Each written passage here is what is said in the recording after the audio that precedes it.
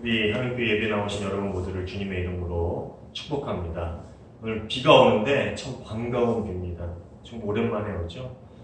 지금 많이 가뭄이 들어가지고 농사 짓는 분들이 힘든데 이 비가 땅을 적셔서 그분들에게 위로가 되었으면 좋겠습니다. 여러분 비 오는 날 교회 오기 참 힘드시죠? 우리 하원교회는 참 위치가 좋아서 비 오는 날 오기가 참 좋아요. 그렇죠? 여러분도 아시겠지만 우리 하원교회는 참 좋은 위치에 자리 잡고 있습니다. 주변에 술집과 유흥가 그리고 사창가에 둘러싸여 있죠. 반어법입니다. 처음에 교회에 부임해서 동두천으로 이사를 오기 전에 주일 예배를 드리기 위해서 토요일날 저녁 와서 이 강대상에서 하루 잔 적이 있습니다. 그때 저녁쯤에 이 주변을 한번 둘러볼까 하는 마음에 우리 집사람과 같이 또 밖에를 나가서 한 바퀴 교회 주변을 돈 적이 있습니다. 조금 걸어가다가 근데 깜짝 놀랐는데 저쪽으로 여러분 앉아있는 그 뒤쪽으로 보면은 천막 같은 가림막이 있고 거기서 빨간 불빛이 새어나오죠. 사창가입니다. 그리고 저 뒤쪽, 제 뒤쪽으로 보면은 그쪽에는 뭐 유리창이 있고 빨간 불빛이 켜진 그 유리창에 여자들이 앉아있는 이상한 술집이 몰려있죠. 빽빽하게. 근데 이 주변은 호프집, 가요주점, 노래방들이 가득한 그러한 골목입니다. 나중에 시간이 가면 갈수록 안 사실인데 정말 좋은 위치더라고요. 여기 뒤에 양피시장 골목 보면 또 뭐가 있어요? 나중에 알게 된 사실인데 그 골목도 빨간 불빛이 새어나오는 그런 집들이 있습니다. 교회를 종종 방문하는 저와 친한 집사님 한 분이 이런 얘기를 하더라고요. 저 여기서 목회를 하고 있으니까 목사님이 밤에 여기를 왔다 갔다 해도 안 이상한 거지, 만약 목사님이 여기서 목회를 하지 않는데 밤에 여기를 왔다 갔다 하면은 그 이상한 것 같아요. 그런 얘기를 하더라고요. 절대 올 일이 없는 곳이 바로 여기가 아닐까라는 그러한 생각이 들더라라는 이야기를 저에게 하더라고요. 여튼 이런 곳에 교회가 있다는 것이 처음에는 좀 신기하고 왜 여기다가 자리를 잡았을까라는 것이 의아하기도 하지만 지금은 여기에 교회가 있어서 참 다행이다라는 생각을 합니다. 물론 위치상 여러 어려운 점들이 있기는 하지만 그래도 여기에 하나님께서 하은교회를 세우신 이유와 목적이 분명히 있을 것이다 라는 생각을 하면서 늘 기도하면서 그 뜻을 구하고 있는 중입니다. 때로는 전혀 어울릴 것 같지 않는 자리, 연관성이 없어 보이는 장소라 할지라도 그곳에 숨겨진 하나님의 뜻과 계획은 분명히 있기 마련입니다. 오늘 본문에 보면은 예수님과 제자들은 강을 건너서요, 호수를 건너서 그 풍랑을 헤치고 어떤 곳에 도착을 하는데 그 도시는 전혀 그 예수님과 그 유대인 제자들과는 어울릴 것 같지 않는 그러한 도시였습니다. 1절에 그곳을 거라사인의 지방이라고 표현을 하고 있습니다. 본문의 사건이 일어난 정확한 장소가 어디인지는 여전히 논란거리가 되고 있습니다. 하지만 분명한 것은 그 장소, 예수님이 도착하셨던 그곳이 이방인들이 거주하는 도시였다라는 것입니다. 헬라어로 데카폴리스, 성경에는 데가볼리라고 나오는 이 지명은 10개의 도시를 뜻하는 그러한 지방의 이름입니다. 큰 지역의 이름이에요. 근데 거라사라는 곳은 이 데가볼리 북쪽의 끄트머리에 속한 이방인들의 도시였습니다. 이곳에 종종 유대인들이 살기도 하였지만 주로 이방인들이 살고 있는 지역이었는데 이 오늘 본문에 보면 돼지떼가 등장을 하죠. 거기 돼지떼를 치는 사람들도 등장을 합니다. 즉 돼지를 목축하던 지역인 것으로 보아서 아마도 예수님이 방문했던 그 지역에는 유대인이 살지 않았을 것으로 생각이 듭니다. 왜냐하면 돼지는 유대인들에게도 있어서 매우 불결한 동물이었기 때문에 그 불결한 동물을 목축하는 그리고 그것을 치는 사람들이 사는 그 동네에 아마 유대인들은 없었을 것으로 생각이 듭니다. 그런데 유대인이시면서 이스라엘의 구원자, 메시아이신 예수님께서 당시 많은 사람들이 불결하다고 여기는 그 이방인의 지역을 왜 가셨을까? 그런 생각을 여러분 한번 해보셨습니까?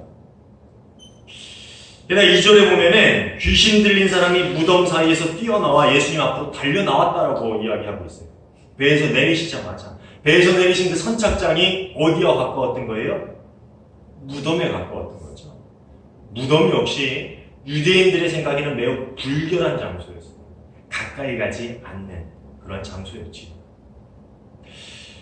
그런데 예수님께서는 이방인의 도시 그리고 불결한 무덤가가 있는 그곳에 굳이 찾아가셨다라는 것입니다. 그리고 그 불결한 이방인의 도시, 부정한 무덤이 있는 곳에서 예수님은 부정한 사람, 즉 귀신 들린 사람.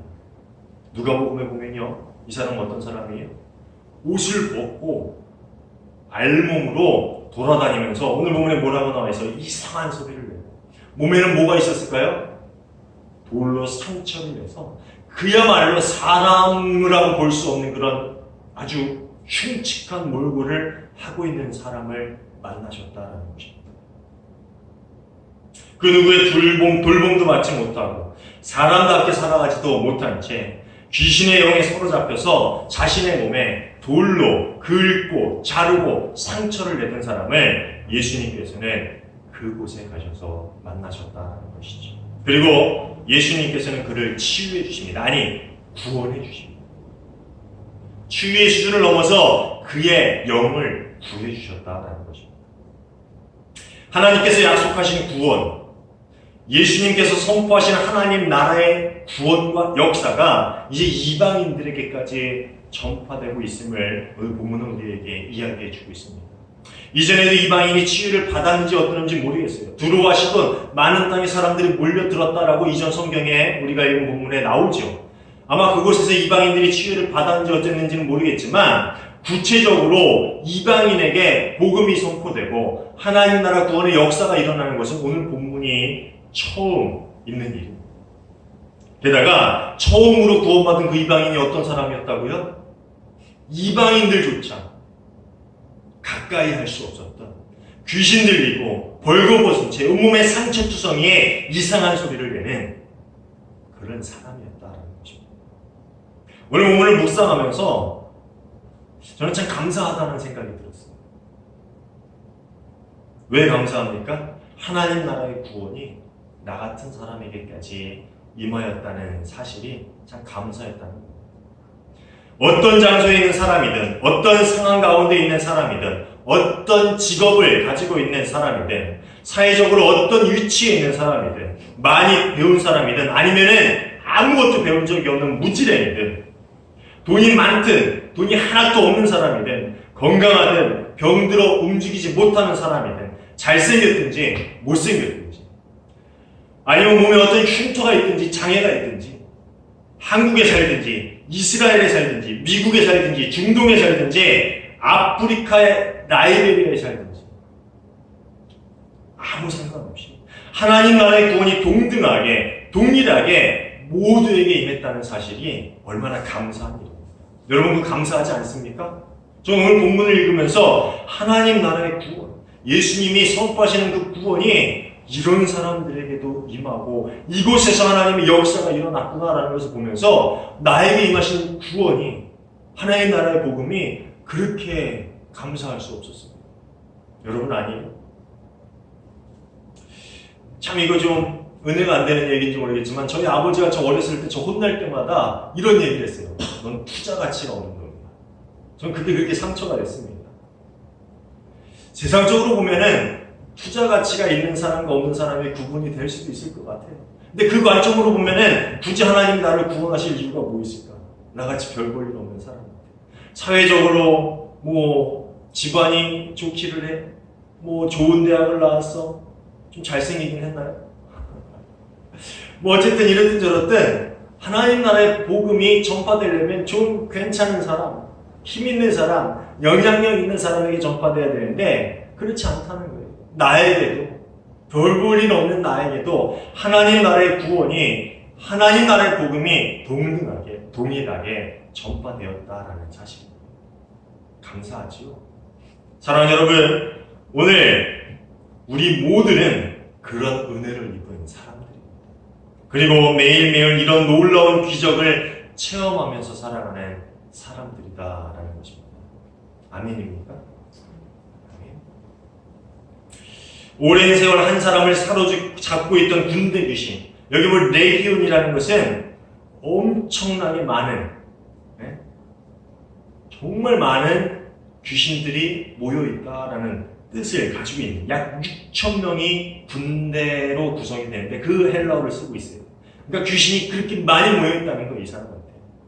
오랫동안 한 사람을 사로잡고 있던 그 수많은 귀신, 한두 개도 아니고 6,000개, 몇천 개의 악한 세력에 악한 영들을 쫓아내고 단번에 그 사람의 영을 구원하셨던 것처럼 예수님께서는 우리의 삶에 찾아오셨어요. 나의 삶에 찾아오셔서 우리를 사로잡고 있는 이 세상의 모든 가치관, 악한 영, 이 세상의 모든 기준, 욕심, 정욕, 모든 두려움과 근심으로부터 우리를 구원해 주셨다는 것입니다. 이것이 정말 감사한 일 아닙니까?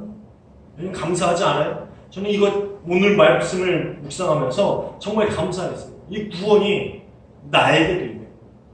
굳이 이 한국 땅에 소외되어 있는, 숨겨져서 정말 슬퍼하고 괴로워하고 있는, 정말 죽고 싶은 심정으로 살아가는 나에게까지 하나님이 찾아오셨구나. 그리고 그 구원을 나에게 전해주시고 감사한 일입니다. 아무도 거들떠보지 않는 불결한 사람이라고 여겼던 그 이방인들의 도시, 그 중에서도 이방인들도 버리고 외면했던 그 귀신 들린 사람에게 하나님의 놀라운 역사는 찾아왔습니다. 그리고 그의 영의 구원을 받았습니다. 그런데 이 놀라운 일들 앞에서 사람들의 반응은 뜻밖이었습니다. 처음에 거라사 지방의 사람들은 이 놀라운 일에 대해서 돼지를 치던 사람들을 통해 듣게 됩니다. 그러죠? 성경에 14절을 보면 치던 자들이 도망가가지고 읍내 여러 마을에 그 일들을 말하였다라고 나옵니다. 그 목격자가 가가지고, 이야, 이런 일이 일어났어. 예수란 사람인데 귀신들이 그 앞에서 벌벌 떨더니 귀신들이 나와서 돼지한테 들어가고 돼지가 다 죽었어. 사람들은 이 놀라운 소식을 확인하기 위해서 달려옵니다. 그리고 그 자리에 그동안 귀신 들려 어찌 제압할 수 없었던, 쇠 사슬도 맬 수 없었던 사람이 옷을 입고, 옷을 벌고 벗고 있었던 사람인데 옷을 입고 그 자리에 얌전히 앉아 있는 것을 보게 됩니다. 멀쩡하게 제정신으로 앉아 있는 것을 보게 돼요. 그리고 사람들은 두려움에 사로잡히게 됩니다. 그리고 목격한 자들의 입을 통해서 다시 한번 그 모든 일에 대한 과정을 상세하게 듣게 됩니다. 표준 세번역은 이 부분을 이렇게 이야기합니다. 14절부터 16절인데 제가 읽어드릴게요. 돼지를 치던 사람들이 다름질하여 읍내와 촌에 가서 이 사실을 알렸다. 사람들은 무슨 일이 일어났는가 보러 왔다. 그들은 예수께로 와서 귀신 들린 사람, 곧 군대 귀신에 사로잡혔던 사람이 옷을 입고 제정신이 들어 앉아있는 것을 보고 두려워하였다. 처음부터 이 일을 본 사람들은 귀신 들렸던 사람들에게 일어난 일과 돼지떼에게 일어난 일을 그들에게 이야기하였다. 아마도 그들이 느꼈던 감정은 단순한 두려움은 아니었을 것입니다. 그것은 공포심이 아닌 경외하는 마음이었을 거예요. 이제까지 사람의 능력으로 어찌할 수 없었던 그 악한 영을 단 말 한마디에 제압한 그 예수님 앞에서 그들은 두려움이 아닌, 공포가 아닌 하나님의 능력을 체험한 사람들이 갖게 되는 경외하는 마음을 갖게 되었을 것입니다. 여러분 이 차이를 아시겠죠? 공포와 경외는 분명히 다른 거예요. 두려움이라는 관점에서 같은 것이지만 공포가 아닌 경외하는 마음을 이 사람들이 갖게 되었다라는 것입니다. 그런데 그들을 압도하는 경외함을 경험한 이들이 보이는 반응은 앞서도 이야기했지만 좀 뜻밖의 반응이었습니다. 17절입니다. 그러자 그들은 예수께 자기네 지역을 떠나달라고 간청하였다. 이상하지 않습니까? 우리의 생각에는 스토리가 이렇게 전개되면 안 되는데 그런 생각이 들지 않아요? 우리의 생각에 그 다음 스토리는 어떻게 전개돼야 합니까? 우리가 말씀을 그 다음 말씀을 안 읽었다면은 이 앞에 사건만 딱 읽으면은 그 다음 스토리 우리가 쓴다면 어떻게 쓸 것 같아요? 저는 이렇게 쓸 것 같아요. 사람들은 놀라서 예수님이 누군지 궁금해했습니다. 사람들은 유대인들의 메시아이시고 하나님의 아들이라는 것을 듣고 깨닫고 더 놀랐습니다.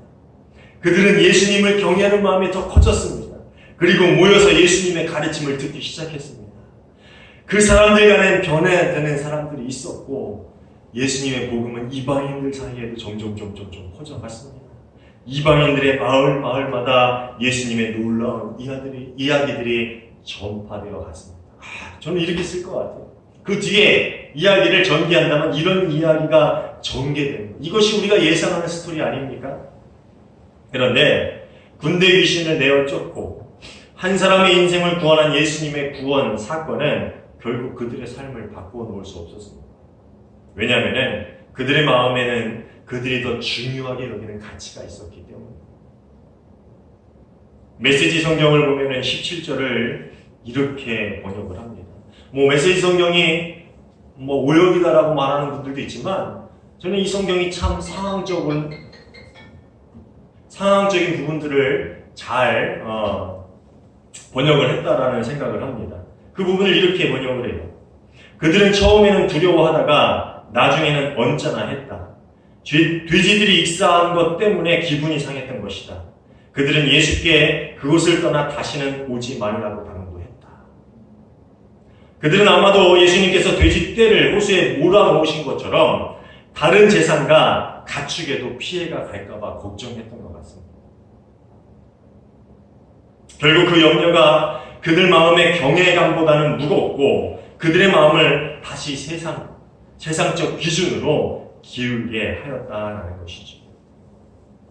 이해하십니까? 하나님을 경외하는 마음도 그들이 생전 경험해보지 못했던 놀라운 사건이었다는 거예요. 작은 일로 다가온 것이 아니라 큰 충격으로, 큰 사건으로 다가왔어요. 그러나 그들 마음에 자리잡고 있었던 이미 경제적인 논리, 세상적인 가치가 그것을 뒤집기에는 더 컸다라는 것이죠. 분명히 예수님의 사역 안에는 무시할 수 없는 하나님의 힘이 있었습니다. 그것을 겪는 사람은 물론 보는 사람들까지도 경외할 수밖에 없는, 그래서 결국 무시할 수 없는 하나님의 능력이 분명히 나타났습니다. 그래서 예수님이 가시는 곳마다 사람들은 예수님을 경외했습니다. 그렇지만 그들은 예수님을 따르거나 믿거나 그 가르침을 따라 살려 하지 않았습니다. 그들은 다시 결국 경제적인 논리, 세상적인 논리로 기울어졌기 때문입니다. 성경에도 보면 이런 예들이 좀 나오죠. 한 부자 청년이 와서 예수님께 물어요. 어떻게 하면 영생을 얻을 수 있습니까? 예수님이 다 이야기하죠. 근데 내가 그것을 다 지켰습니다. 그래서 예수님이 뭐라 그러세요? 네 가진 돈을 다 팔아서 가난한 사람들에게 나눠주라. 그리고 나를 따르라. 그 부자 청년은 마음속으로 예수님을 경외하는 마음이 있었기 때문에 찾아와서 영생에 대해서 물었습니다. 존경하는 마음이 있었겠죠. 그런데 그 마음속에 있었던 경제적인 가치가 더 무거웠기 때문에 결국 그의 삶이 그 경제적인 부분으로 기울어졌다라는 것입니다. 여러분, 저울 아시지요? 오늘 설교의 제목을 저울이라는 것을 사용해서 정했는데, 우리는 마음속으로 이 저울을 가지고 살아가는 사람들입니다. 그래서 무엇을 결정할 때마다 마음속에 저울을 가지고 흔히 뭘 합니까? 재는 일들을 합니다. 무엇이 더 급한가? 어떤 일이 더 중요한가? 어떻게 해야 손해가 덜할까? 어떤 일이 내게 더 이익이 있을까? 그리고 우리 마음속의 저울은 우리가 소중히 여기는 일, 비중을 크게 두는 쪽으로 기울게 마련입니다. 그렇죠. 저울이 무거운 쪽으로 기울듯이 우리가 더 중하게 여기는 일, 더 가치 있다 여기는 일 쪽으로 우리의 삶은, 우리의 마음은 기울게 마련이라는 것입니다. 오늘 주보 표지에 시 읽어보셨나요? 제가 참 좋아하는 시인데요. 뭐예요? 그래도라는 섬이 있다라는 시입니다. 근데 오늘 등장하는 거라사인들, 이방인들의 마음에는 보다라는 저울이 있는 것 같습니다. 제가 인용해서 한번 붙여본 얘기, 보다라는 저울. 이게 뭔지 아십니까? 즉 예수님이라는 분이 분명 대단하고 유대인들이 말하는 하나님의 아들, 메시아인 것이 분명한 것 같긴 한데, 소문으로 나도 들은 것 같기는 한데, 저분이 보통이 아닌 것 같아 구원자라고 불리는 그분이 맞는 것 같기는 한데, 그런데 저분을 마을로 모시는 것보다 내쫓는 것이 경제적으로 유익할 것 같아요. 저분의 가르침을 듣는 것보다 멀리하는 것이 내가 사는데 좀 피해가 적을 것 같아. 하나님과 예수님을 믿고 구원을 받는 것보다 그냥 지금처럼 사는 것이 더 나을 것 같아. 그들은 그렇게 마음속에 저울을 가지고 예수님을 받아들여 하나님 나라의 복음, 구원을 받는 것보다는 이제까지 살아온 것처럼 쭉 살아가는 것이 더 낫다라는 그런 보다라는 저울을 가지고 자신의 삶의 가치로 마음이 기울었기 때문에 예수님께 뭐라 그래요? 좀 떠나주십시오. 당신이 대단한 건 알겠지만 메시아인 건 인정하겠지만 그래도 우리의 삶에서 좀 떠나주십시오. 이것은 꼭 이방인들에게만 일어나는 일은 아니었습니다. 이스라엘의 역사를 보면은 그 안에서 살아가던 하나님의 백성들에게도 이런 일들은 빈번하게 일어났습니다. 사사기 1장 27절에 35절을 보면 좀 길지만 중요한 얘기니까 한번 들어보시길 바래요. 제가 읽어드릴게요. 므낫세 지파가 베스안과 그 주변 마을들과 다아낙과 그 주변 마을들과 돌과 그 주변 마을들과 이블르함과 그 주변 마을들과 무깃도와 그 주변 마을들에 사는 주민을 몰아내지 못하였으므로 가나안 사람들이 그 땅에 살기로 마음을 굳혔다. 그런데 이스라엘 백성은 강성해진 다음에도 가나안 사람을 모조리 몰아내지 않고 그들을 부역군으로 삼았다. 에브라임 지파가 게셀에 사는 사람들을 가나안 사람들을 몰아내지 못하였으므로 가나안 사람이 아직도 게셀에서 그들 가운데 섞여 살고 있다. 스불론 지파가 기두른 주민과 나할롤의 주민들을 몰아내지 못하였으므로 가나안 사람들이 그들 가운데 살면서 부역군이 되었다. 아셀 지파는 악고의 주민과 시돈의 주민과 알락과 악십과 헬바와 아빅과 르홉의 주민들을 몰아내지 못하였다. 아셀 지파가 그 땅의 주민과 가나안 사람과 섞여 산 까닭은 그들을 쫓아내지 못하였기 때문이다. 납달리 지파는 베세메스 주민과 벳아낫 주민을 몰아내지 못하고 그 땅의 주민인 가나안 사람과 섞여 살면서 베세메스와 벳아낫 주민을 부역군으로 삼았다. 아모리 사람은 단 지파 자손을 힘으로 산간 지방으로 몰아넣어 낮은 지대로 내려오지 못하게 하였다. 그리고 아모리 사람은 헤레스 산과 아얄론과 사알리빔에 살기로 마음을 굳혔으나 요셉 가문이 강성하여지니 그들은 요셉 가문의 부역군이 되었다. 무슨 말인지 아세요? 가나안 주민들, 그 이방인들을 몰아내지 않고 같이 살았고 그들을 부역군, 일꾼으로 삼았다라는 겁니다. 이 말씀의 요지를 이해하려면 먼저 그 배경을 알아야 되는데요. 신명기 20장 16절에서 17절을 보면은요, 이스라엘 백성이 가나안 땅을 정복할 때 하나님이 지키라고 주신 규정이 하나 있습니다. 그게 뭐냐면은 이런 거예요. 그러나 주 너희 하나님이 너희에게 유산으로 주신 땅에 있는 성읍을 점령하였을 때에는 숨쉬는 것은 하나도 살려두면 안 된다. 곧 햇사람과 아모리 사람과 가나안 사람과 브리스 사람과 히위 사람과 여부스 사람은 주 너희의 하나님이 너희에게 명하신 대로 정멸시켜야 한다. 즉 뭐예요? 땅에 살고 있는 그 땅에 살고 있는 모든 족속들, 이방신을 섬기는 모든 민족들을 쳐서 멸하거나 쫓아내고 그 땅에서 전혀 없애버려야 된다라는 겁니다. 그 이유가 뭡니까? 18절을 보면요. 신명기 20장 18절이에요. 그렇지 않으면 그들의 신을 섬기는 온갖 역겨운 일을 너희에게 가르쳐서 너희가 주 너희 하나님께 죄를 짓게 할 것이다. 그렇지만 이 말씀을 듣고 가나안 땅에 들어간 이스라엘 사람들은 몇몇 이방 족속들을 그냥 살려둡니다. 경고를 듣고 명령을 받았음에도 불구하고 그 말을 지키지 않았다는 거예요. 그 이유가 뭡니까? 조금 전에 읽어드린 말씀에도 해야 되는데 그들을 부역군으로 삼았다는 겁니다. 유추를 해보자면요, 이스라엘 땅에 정착해 살기 위해서는 그 땅을 잘 알고 있는 사람들이 필요했습니다. 이스라엘 백성은 농사를 짓지 않는 사람들이 유목민이었죠. 40년을 광야에서 방랑했기 때문에 농사 짓는 법을 몰라요. 가나안 땅에서 농사를 지려면은 그 땅의 주민들에게 농사 짓는 법을 배워야 했습니다.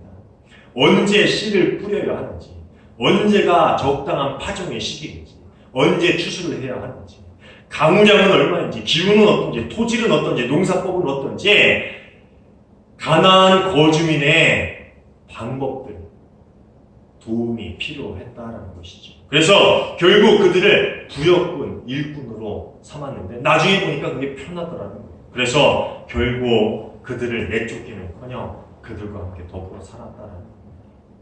이스라엘 사람들에게는 이런 경제적인 논리가 하나님 말씀보다 더 중요했다라는 것입니다. 이 말씀을 증명하고 생각해 봤는데 내쫓았으면 농사를 못 졌을까요?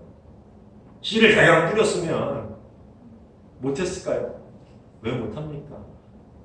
하나님이 알려주시겠죠. 하나님이 그 방법을 알려주시겠죠. 근데 그들은 그들 생각으로 그들이 먹고 살 경제적인 논리 가치가 하나님을 이겼다는 거예요. 하나님이 더 무겁다는 거예요. 하나님보다 더 무겁게 그들의 삶에 작용했다는 거죠. 사랑하는 여러분, 우리 마음속에 있는 저울은 어디로 기울어 있습니까? 여러분 마음속의 저울은 삶 가운데 무엇으로 기울어 있느냐 하는 것입니다. 예전에 어떤 글을 봤는데 그 글을 읽고 참 많은 생각을 했습니다. 이 글이 하나님은 3등입니다라는 글이에요. 여러분도 한번 들어보신 적 있죠? 내게 하나님은 3등입니다. 1등은 하고 싶은 일, 2등은 해야 하는 일, 3등은 하나님을 만나는 일.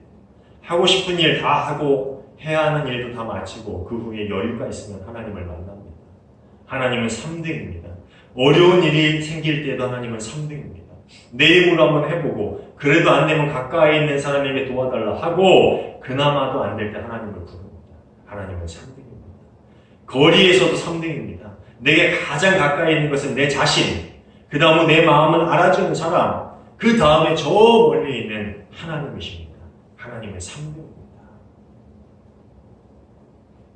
사랑하는 여러분, 우리의 저울에 예수님과 돈을 달아봅시다. 마음속으로 한번 달아보세요. 어디로 기웁니까? 우리 저울에 예수님과 우리의 자녀를 한번 달아봅시다. 우리 저울에 우리 시간과 건강, 명예와 체면, 관계, 그 밖에 우리가 중요하다 여기는 모든 일과 함께 하나님 나라의 구원, 그것을 달아봅시다. 과연 정말로 그 복음으로, 예수님으로 하나님 나라의 구원으로 우리 마음의 저울이 기울고 있습니까? 정말 그럽니까? 우리의 저울은 어디로 기웁니까? 한번 심각하게 한번 고민해 보세요. 예수님의 마음은 인간을 향한 사랑이 가장 무거웠습니다. 예수님의 마음의 저울은 항상 우리를 향해 기울었어요. 그래서 우리를 위해 십자가를 지셨죠. 그 고난을 마다하지 않고 고민하지 않고 주저하지 않고 당하셨다는 것입니다. 언제라도 어디라도 우리가 있는 곳을 우리가 부르짖기만, 아니 부르짖기도 이전에 우리의 곁으로 이미 와 계십니다. 우리가 어떤 상황에 처해 있든 어떤 상태이든 죄가 적든 많든 우리 삶이 완전히 망가졌다고 생각하는 그 순간이거나 모두가 우리를 버렸다라고 생각하는 그 외롭고 고독한 순간에 예수님은 아무 주저함 없이 우리에게 달려오십니다. 왜 그러십니까? 마음의 저울에 우리를 달아보면 우리가 항상 무겁기 때문에 우리 쪽으로 그 마음이 기울기 때문에 그것은 평생 인류의 역사상 한 번도 변하지 않았다는 거예요. 늘 우리와 모든 것을 비교해 봤을 때 우리에게로 기울었다는 것이죠. 한 영혼이 천하보다 귀하다. 그런데 우리 마음의 저울은 항상 어디를 향해 기울어 있습니까? 사랑하는 여러분, 여러분의 마음의 저울에 그 예수님 가장 중요하고 가장 무겁고 항상 1등, 항상 예수께로 기울어지고 물러가기 쉽지 않아요. 항상 왔다 갔다 하죠. 그게 우리의 인생이 우리의 신앙입니다. 그러나 결국엔 예수님 쪽으로 기우는 우리의 삶이 되었으면 좋겠어요. 아까 찬양했듯이 나 주님의 기쁨대로 간다 왔다 갔다 하더라도 결국엔 그래도 주님의 기쁨이 되어야지라는 그 작은 무게 하나가 우리의 삶을 예수님 쪽으로 기울게 만들 것입니다. 그 마음을 가지고 우리의 마음의 저울을 예수님 쪽으로 하나님 나라의 복음으로 기울게 하는 저와 여러분 모두가 되시기를 주님의 이름으로 축원합니다. 기도하겠습니다.